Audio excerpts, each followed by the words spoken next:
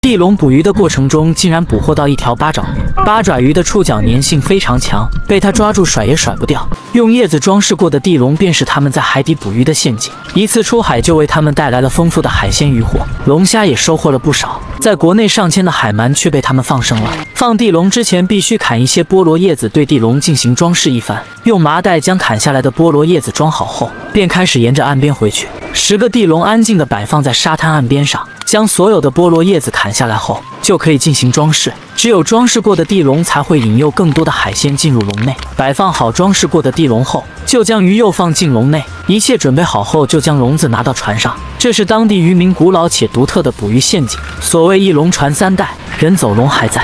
小帅划着桨板到达深水区域后，开船去到特定的区域安置地龙。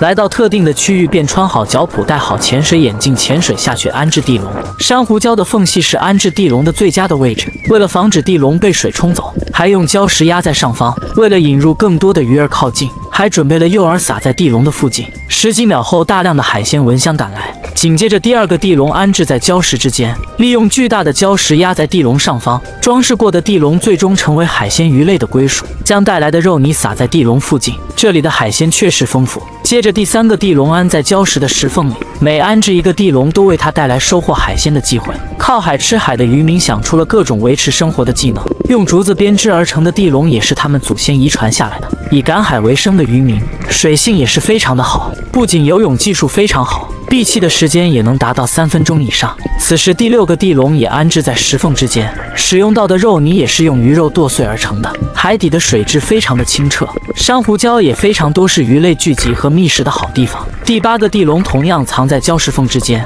笼外有肉泥引诱，笼内还会有鱼肉，等待鱼儿进去觅食。海底的龙宫非常的漂亮，安置好的地龙它们都能准确的锁定所在的位置，而不至于找不到笼子所在。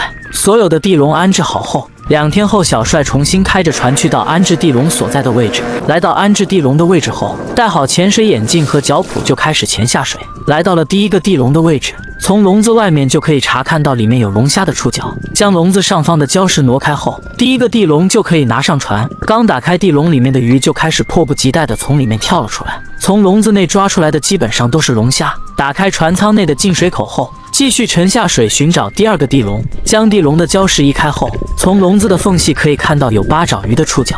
就算是聪明的八爪鱼进去笼子内也很难出来。笼子的入口向内收窄，一旦鱼儿进去就很难出来。失去水后的八爪鱼依附在笼子的角落里，里面还有其他小杂鱼。刚想把笼子放到船上，八爪鱼竟然搞起越狱。好在小帅反应迅速，将八爪鱼牢牢控制住。感受疼痛的八爪鱼也开始拼命的挣扎，用触角抓住小帅的手。八爪鱼的触角抓取能力非常的强，费了9牛2虎之力才将八爪鱼扔进船舱内，将竹笼里面的鱼一并甩进船舱内。整个船舱内的水被八爪鱼搞得浑浊不堪，只好将八爪鱼扔进独立的豪华单间里，让它享受特殊的待遇。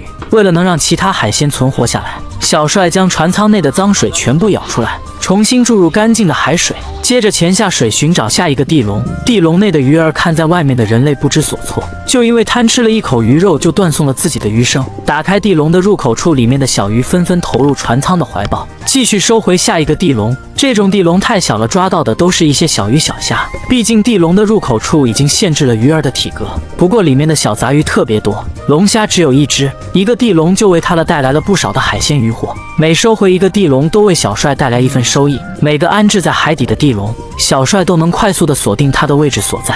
凡是收上较小的龙虾，都会进行放生，连同小鱼也一同放生。这一笼下来，只有1条鱼能看得上眼。随着地笼不断的收回，也为小帅提供了不少的海鲜渔获。将压在地笼上方的礁石挪开后，笼内的渔获瞬间显露出来。取走地笼底部的竹片后，将笼内的所有渔获倒入船舱内。紧接着来到了安置在珊瑚礁之间的海沟，这里不仅水质清澈，海鲜鱼类也非常丰富。打开地笼的入口处，可以清晰的看到里面有1条八爪鱼。八爪鱼死死的抓住笼子，然而里面鱼一同进入船舱内，而它却不愿意出来。小帅只好用手将其抓出来。看这八爪鱼的肉质还是挺肥美的，把它放入八爪鱼统一包间里。只有这样，船舱内的鱼儿才能享受干净的水源。再次潜水收回地笼，刚触碰到笼子，里面的渔获非常的凶猛。把它拿上船后，发现里面有一条海鳗。从笼子的缝隙处可以看清海鳗的皮肤颜色。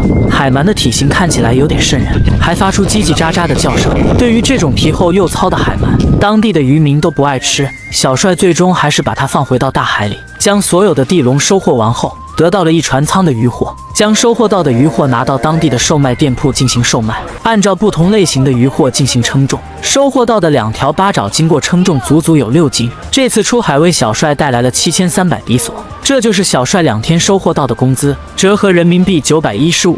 好了，视频就到这里了。世界因为有你才会变得更精彩。